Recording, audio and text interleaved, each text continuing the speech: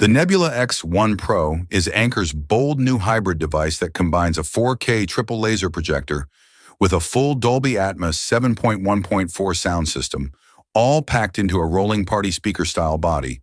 With a price tag between $4,000 and $5,000, it's marketed as the first truly portable cinema system that gives you both theater-grade visuals and immersive surround sound in one package. It claims benefits like ultra-bright 3,500 lumen laser projection, Dolby Vision HDR, and adaptive AI autofocus, paired with detachable soundbars, a floating subwoofer, and rear speakers that create a surround experience almost anywhere. These ingredients work together so you don't just get sharp, vibrant images. You get thunderous, well-calibrated audio that adjusts to the room automatically.